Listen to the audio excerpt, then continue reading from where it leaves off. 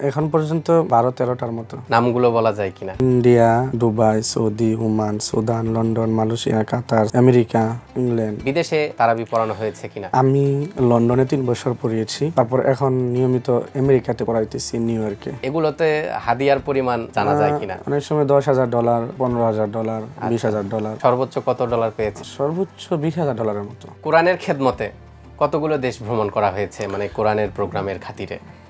এখন পর্যন্ত 12-13টার মতো। নামগুলো বলা যায় কিনা? India, Dubai, Saudi, Oman, Sudan, London, Malaysia, Qatar, America, England. ইংল্যান্ডেও যাওয়া হয়েছে? হ্যাঁ, গেছি। আচ্ছা আচ্ছা, মাশাআল্লাহ।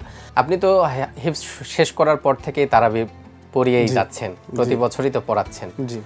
বিদেশে তারাবি পড়ানো হয়েছে কিনা? জি, আমি লন্ডনে 3 বছর পড়িয়েছি। আচ্ছা, তারপর এখন নিয়মিত আমেরিকাতে পড়াইতেছি, নিউ ইয়র্কে। কত বছর?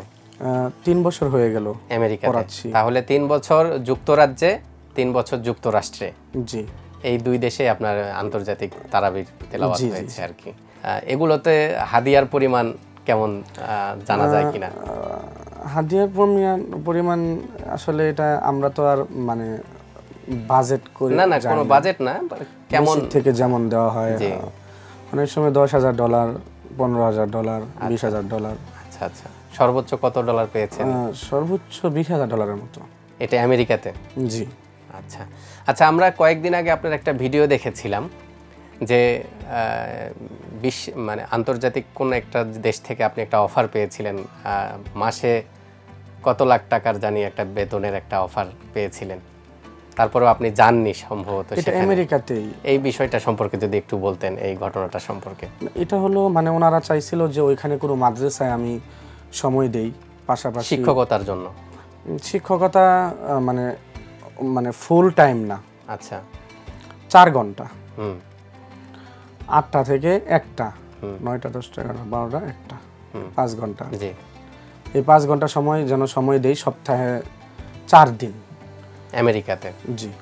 আর মসজিদে ইমামতির জন্য বা খতিবের জন্য। জি। তো তারা মোটামুটি $6,000-7,000 মতো একটা প্রস্তাব দিয়েছিলেন। তাহলে বাংলা টাকায় মাসে প্রায় 8 লাখ প্লাস হবে এমন। আচ্ছা আচ্ছা, এটা কত দিনের জন্য অফার করেছিলেন? না, এটা ওইখানে থাকতে বলছেন।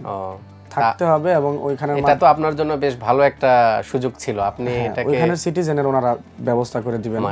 তো এটা কি হলো বিষয়টা? এটা আসলে আমার দ্বারা পসিবল না, কারণ আমি তো 1 মাসই থাকতে পারি না। আমি পরিবারের প্রতি খুব বেশি উইক তো।